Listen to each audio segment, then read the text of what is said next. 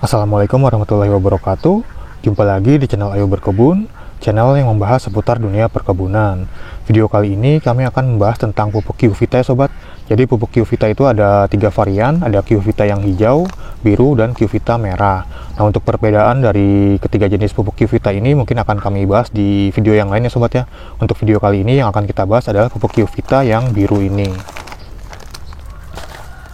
Nah, seperti apa sih pupuk Q-Vita biru ini, bagaimana cara penggunaannya, dosisnya, fungsinya untuk tanaman itu apa saja, dan juga kandungan unsur haranya itu apa saja. Langsung saja kita coba bahas sobat ya.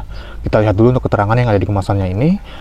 Jadi pupuk Q-Vita biru atau Q-Vita P32 ini adalah pupuk NPK sobat ya, nitrogen, fosfat, dan kalium.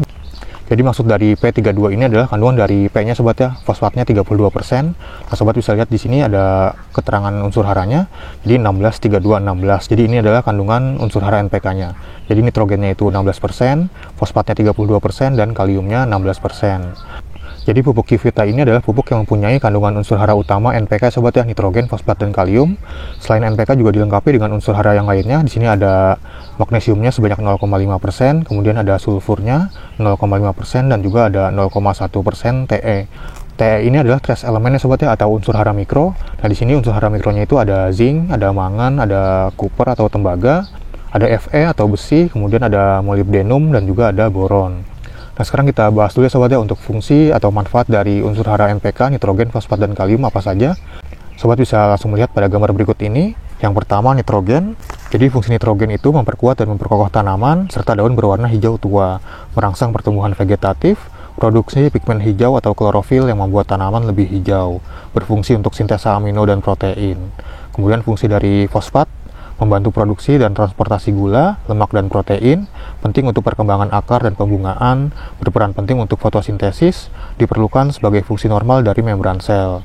Kemudian fungsi dari kalium, meningkatkan kualitas panen, lebih manis, lebih besar, dan lebih mengkilap, meningkatkan transportasi fotosintesis pada tanaman, meningkatkan pertumbuhan akar tanaman, meningkatkan daya tahan terhadap hama dan penyakit, mengatur status air, dan meningkatkan toleransi terhadap stres kekeringan, memperkuat dan memperkokoh tanaman.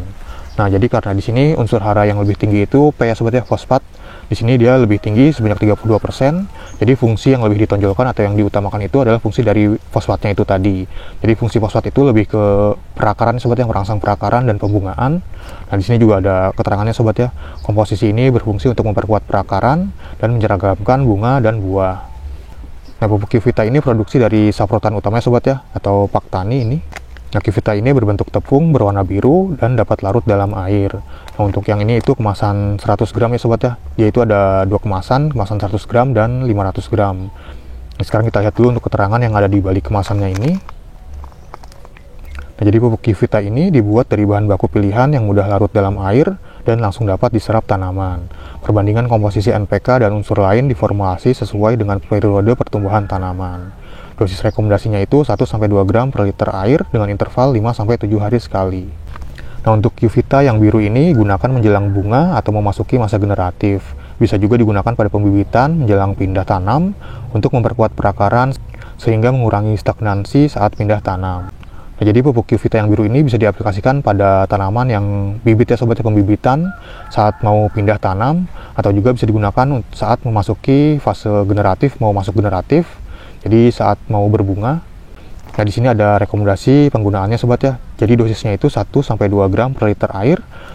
Untuk tanaman padi, waktu penyemprotannya itu saat di persemaian, menjelang pindah tanam, dan menjelang pembungaan. Kemudian untuk tanaman jagung, kedelai, kacang tanah, kacang hijau, kacang panjang, waktu aplikasinya itu menjelang tanaman berbunga dan diulang sekali setelah berbunga. Semprotkan ke seluruh daun tanaman dengan interval 7 hari sekali. Kemudian untuk tanaman cabai, tomat, melon, semangka, terong, dan ketimun, waktu aplikasinya juga sama menjelang tanaman berbunga dan diulangi sekali setelah berbunga. Semprotkan ke seluruh daun tanaman, intervalnya juga sama 7 hari sekali. Kemudian untuk tanaman sayur seperti sawi, selada, kubis, waktu aplikasinya itu saat pertumbuhan awal tanaman atau setelah pindah tanam. Kemudian untuk tanaman bawang merah, bawang putih, dan kentang, waktu aplikasinya itu saat pertumbuhan awal dan tanaman mulai pembentukan umbi. Kemudian untuk tanaman perkebunan, waktu aplikasinya itu pada saat bibit mau pindah tanam dan tanaman menjelang berbunga. Kemudian untuk tanaman hias atau bunga, waktu aplikasinya itu pada saat bibit mau pindah tanam dan tanaman menjelang berbunga. Dan di sini ada keterangan takarannya sobat ya. Jadi 2 sendok makan itu bisa digunakan untuk satu tangki semprot ukuran 15 liter. Nah, jadi pupuk Q-Vita ini bisa digunakan untuk berbagai jenis tanaman ya sobat ya, untuk tanaman padi, tanaman sayuran, tanaman bunga, dan tanaman buah-buahan. Nah, sekarang kita coba buka ya sobat ya, seperti apa sih pupuk Q-Vita yang biru ini atau Q-Vita P32 ini.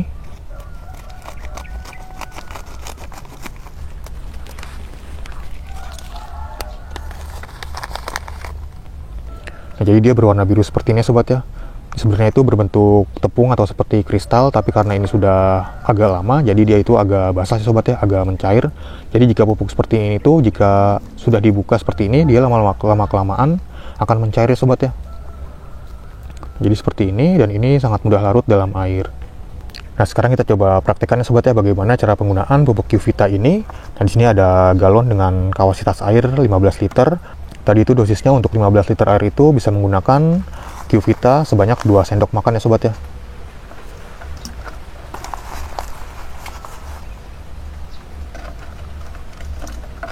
Nah, kurang lebih segini. Kemudian bisa kita aduk.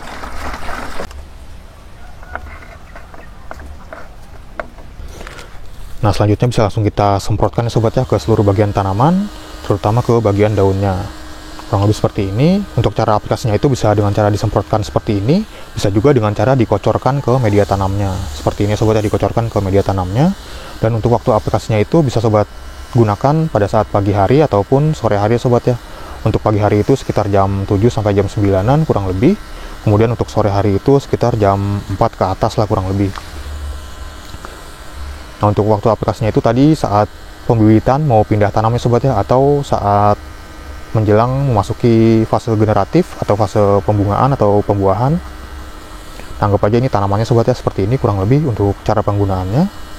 Nah, itu dia sobat sedikit penjelasan tentang pupuk Q-Vita yang biru ini atau yang P32 ini. Jika di antara sobat ada yang sedang mencari pupuk untuk tanaman kesayangan sobat untuk fase pembibitan, terutama untuk memperkuat perakaran dan juga merangsang pembungaan, mungkin bisa menggunakan pupuk Q-Vita yang biru ini atau yang P32 ini.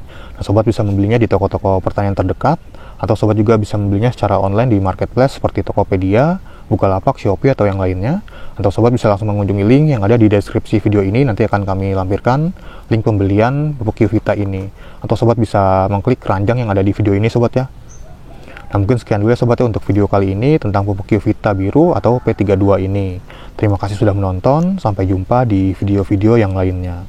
Wassalamualaikum warahmatullahi wabarakatuh.